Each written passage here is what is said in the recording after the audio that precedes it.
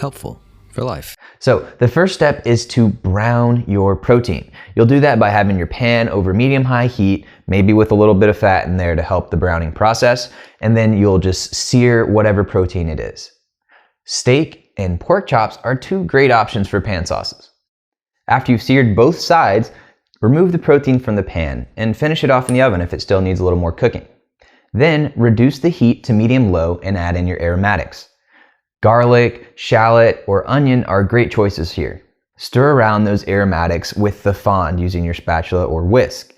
Just a couple of minutes until it starts to get fragrant. Then you'll pour in your desired deglazing liquid. You can use all types of stuff for this, but the most common are wine, stocks, or broths. Think about what will pair well with the food. On the wine front, for example, red wine typically pairs well with beef, whereas white wine pairs well with pork, chicken, and fish. Some people even use a mix of multiple liquids to up the flavor even more. Immediately after you pour that liquid in, use your wooden spatula to scrape off any fond that's still stuck on the bottom. This step is called deglazing. Deglazing is a great way to start a soup or a stew, by the way. Next, you're going to intensify the flavors and thicken the sauce a little bit by evaporating some of the liquid. This is called creating a reduction or reducing it. You'll often hear people say, reduce it by half. Now, you could use that measuring cup that you kept around and pour the sauce in just to see how much is reduced, but most people simply measure it by thickness and taste. To measure the thickness, take the corner of your wooden spatula, kind of drag it through. Think of yourself like Moses parting the seas, and see how long it takes for those seas or the sauce to come back together.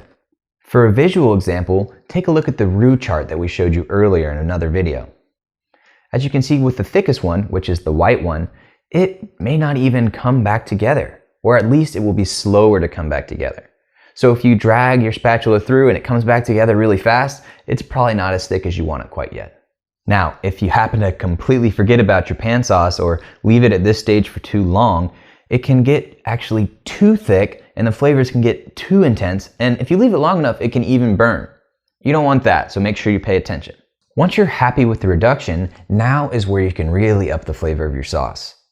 The possibilities are truly endless, but I'll tell you a couple of things that are often used.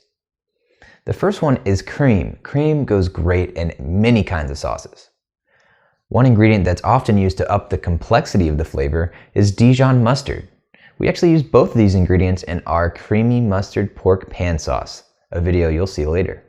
Any seasonings or dried herbs that you want to add, now's the time to add them. Save your fresh herbs for later though. Your sauce is essentially done at this point, but if you want it to be a little thicker without intensifying those flavors even more, there's one more thing you can do. And that's the use of thickening agents. Now, if it's your first time making a pan sauce, I don't think you need to do this. It's also a highly optional step regardless of how many times you've made a pan sauce.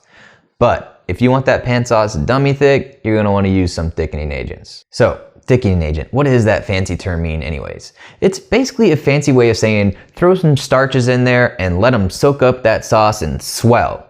And it doesn't take much of a thickening agent to get that sauce where you want it, often as little as a few teaspoons.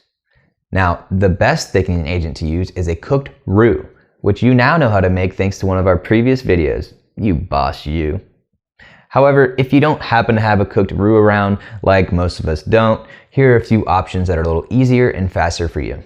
One option is to use what is called a cornstarch slurry, which is just a fancy way of taking 2 parts of cold water and 1 part of cornstarch, stir them together in a little bowl.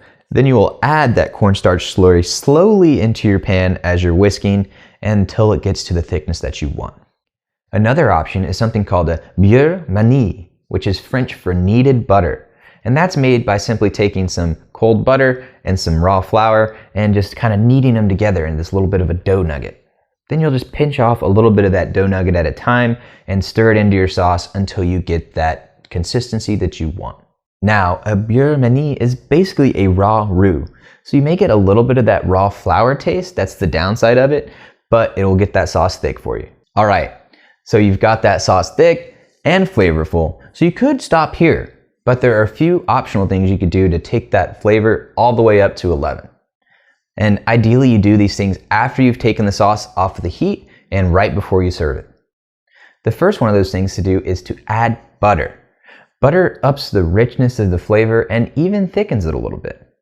Ideally you add cold butter if you have it and use about a tablespoon at a time. This will lead to a better emulsion. If you have some fresh herbs, now is the time to use them. Ideally you cut them right before you put them in. Fresh herbs have a little bit more of a delicate flavor than dried herbs, so you typically want to add them towards the end of cooking. Another bonus of adding them towards the end is that green color will really pop. Bonus points if you save some of those herbs for garnish at the end. The last pro tip I'll give you is to add some acid. Acid can really brighten and bring out the flavors of the sauce. And it doesn't take much, often as little as a dash or a few teaspoons. When you add this little bit of acid, it really enhances the flavors of the sauce without imposing the flavor of the acid itself. So next time you're cooking a pan sauce or anything that you cook for a long time, try adding a little bit of acid and taste the difference yourself. Boom. That's it. You have all the knowledge you need to make many a bomb pan sauce. Now make sure you watch the next video where you can see it put into action and see just how easy it is, where we make a creamy mustard pan sauce. Remember, we teach you the methods and the techniques, not just a recipe, and that's so you can make an infinite number of pan sauces. So get out there, make a pan sauce, up your cooking game, and maybe even impress someone that you're cooking for. But we're not going to let you off that easy. We need to see proof. So take some pictures, take a video, and send it to us. Or better yet, post it on your social media and tag us. Well, that's it. Pan sauces.